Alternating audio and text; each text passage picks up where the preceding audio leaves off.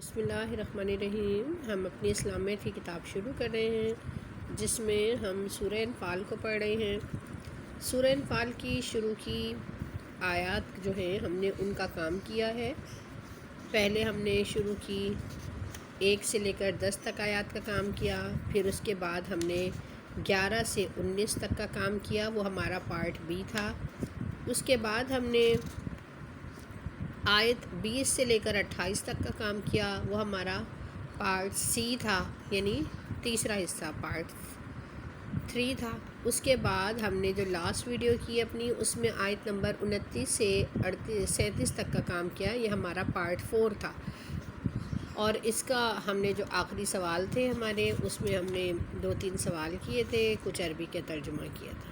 ٹھیک ہے، ہم نے جن سوالوں پہ نشان لگے ہم نے یہی کیے تھے 2 سوال، ٹھیک ہے، عربی کا ترجمہ کیا تھا۔ اب ہماری نئی ویڈیو جو شروع ہوگی اس میں ہم سورہ انفال میں آیت نمبر 38 سے آیت نمبر 44 کے اندر جو کوسچن آنسر دیے گئے ہمیں یہ کام کرنا ہے۔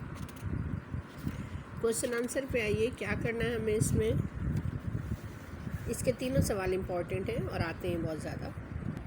جی دیکھیں یہ بیٹا، کوسچن نمبر 1 ہے، یعنی سوال اول جو لکھا ہوا ہے، اس سبق میں مال غنیمت کی تقسیم کے بارے میں کیا حکم دیا گیا ہے؟ دوسرا ہے، اللہ تعالیٰ نے غزوہ بدر میں مسلمانوں کی کامیابی کے لیے کس کس خصوصی انعام و احسان کا ذکر فرمایا ہے؟ اور تیسرا جو ہے وہ عبارت لکھی ہوئی ہے، عربی آیت لکھی ہوئی ہے، اس کا ہمیں ترجمہ بتانا ہے۔ ٹھیک ہے، کوسچن نمبر 1 دیکھیں بیٹا،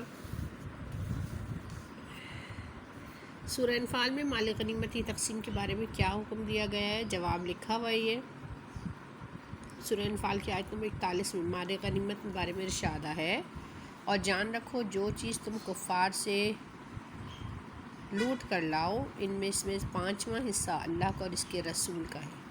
بیٹا کلیئرلی دکھ رہا ہے آپ کو؟ ہاں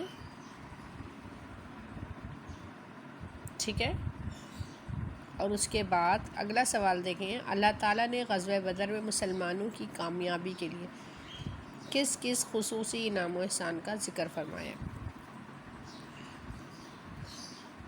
غزوہ بدر کے موقع پہ مسلمانوں کی کامیابی کے لیے اللہ نے اپنے خصوصی انعام و احسان کا ذکر تفصیل سے فرمایا۔ غزوہ بدر 17 رمضان 2 ہجری کو ہوئی تھی۔ اس دن کو یوم فرقان اس لیے کہا گیا کہ کافروں و مسلمانوں کے درمیان پہلی جنگ تھی، اور مسلمانوں کو فتح و غلبہ دے کر واضح کر دیا گیا تھا کہ اسلام حق ہے اور کافر شرک و باطل ہے۔ اللہ نے اپنے رسول صلی اللہ علیہ وسلم کو خواب میں کافروں کی تعداد کم دکھائی، اور آپ نے اپنے صحابہ رضی اللہ تعالیٰ عنہ کو بتایا تو ان کے حوصلے بڑھ گئے۔ بس صورت دیگر صحابہ میں پست ہمت ہی پیدا ہوئی اور باہمی اختلاف کا اندیشہ تھا، لیکن اللہ نے بھی ان دونوں ہاتھوں سے بچا لیا۔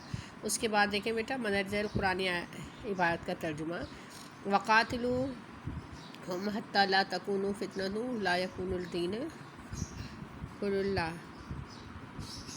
ترجمہ، اور ان لوگوں سے لڑتے رہو یہاں تک کہ فتنہ یعنی کفر کا فساد باقی نہ رہے اور دین سب اللہ ہی کا ہو جائے۔ بس بیٹا اس کے 2 کوسچن ہم یہ کریں گے، اور یہ قرآنی آیت کا ترجمہ عبارت کا۔